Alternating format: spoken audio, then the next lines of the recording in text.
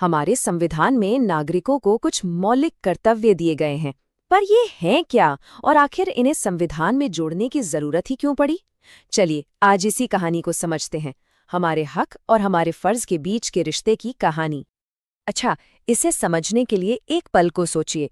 मान लीजिए किसी घर में एक बच्चा है जिसे सारे हक मिलते हैं, अच्छा खाना, कपड़े, खिलौने, सब कुछ, लेकिन उसकी कोई जिम्मेदारी नहीं है, कोई काम नहीं। तो क्या लगता है वो घर ठीक से चल पाएगा? शायद नहीं, है ना? और जानते हैं दिलचस्प बात क्या है? 1950 में जब हमारा संविधान लागू हुआ तो वो कुछ इसी घर जैसा था।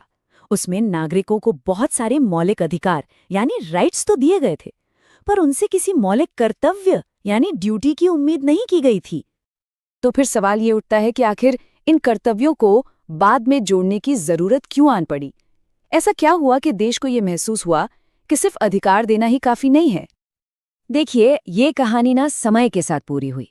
1950 में संविधान ने सिर्फ अधिकारों की बात की, फिर पूरे 26 साल बाद 1976 में 42nd अमेंडमेंट के साथ 10 मौलिक कर्तव्य जुड़े गए, और उसके भी कई साल बाद 2002 में 86 संशोधन से 11वां कर्तव्य भी इसमें शामिल हो गया। मतलब साफ है, ये एक ऐसी जरूरत थी जिसे वक्त के साथ महसूस किया गया। तो चलिए फिर एक एक करके देखते हैं कि आखिर वो 11 मौलिक कर्तव्य हैं क्या जो हर भारतीय नागरिक से जुड़े हैं। जी हाँ, कुल 11।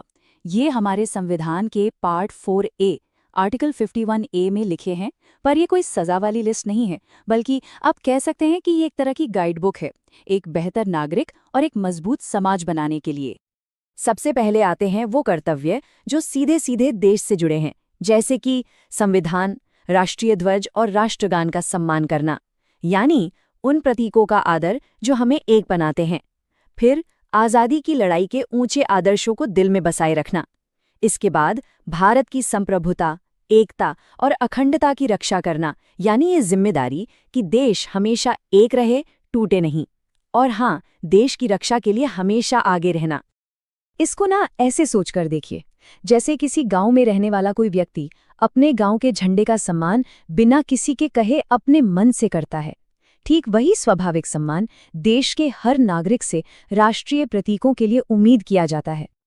अच्छा, देश के बाद अब बात करते हैं समाज के प्रति हमारे कर्तव्यों की।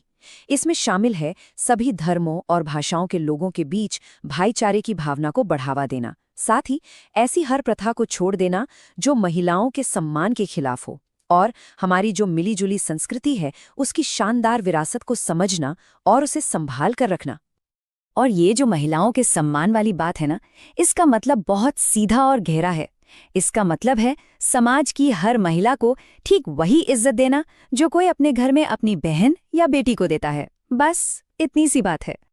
और फिर आखिर में आते हैं वो कर्तव्य जो हमसे यानी हर एक नागरिक से पर्सनली जुड़े हैं, जैसे कि वैज्ञानिक सोच को अपनाना, अंधविश्वास से दूर रहना, सार्वजनिक संपत्ति मतलब पार्क, बसें, ट्रेनें, इनको नुकसान न पहुंचाना, जीवन में जो भी काम करें उसमें बेहतर से बेहतर करने की कोशिश करना।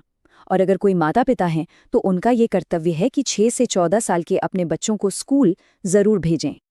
सार्वजनिक संपत्ति की सुरक्षा का मतलब बहुत सीधा सा है। स्कूल की दीवार पर कुछ मत लिखिए, ट्रेन की सीट मत फाड़िए। क्यों? क्योंकि वो किसी एक की नहीं है, वो हम सब की है, हमारी अपनी चीज है। अब एक बहुत बहुत जरूरी सवाल उठता है, क्या इन कर्तव्यों को मानना कानूनी तौर पर जरूरी है? मतलब अगर कोई इन्हें ना माने तो क्या उसे सजा हो सकती है? देखिए, इसका जवाब सीधा हाँ या ना में नहीं है, ये थोड़ा पेचीदा है। ये मौलिक कर्तव्य जो है, इनके लिए सीधे सीधे कोई सजा नहीं है। ये असल में नैतिक दायित्व है। ये आपको बताते हैं क्या एक अच्छे नागरिक होने के नाते आपको क्या करना चाहिए। लेकिन इसका मतलब ये बिल्कुल नहीं कि ये कमजोर है।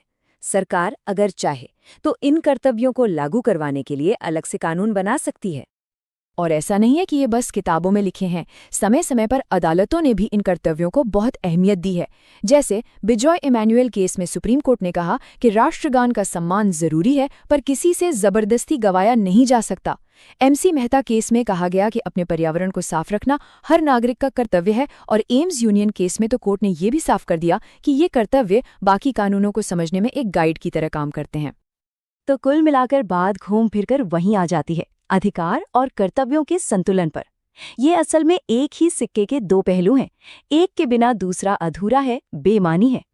इस बात को समझने के लिए एक किसान का उदाहरण लेते हैं। बहुत आसान है। खेत से फसल काटना ये किसान का हक है, लेकिन उस खेत की मेड़ को ठीक रखना, उसे पानी देना, उसकी देखभाल करना, ये उसका फर्ज है। अब सोचिए, अगर वो सिर्फ अपना हक लेता रहे और फर्ज न निभाए तो अगली फसल कहाँ से आएगी?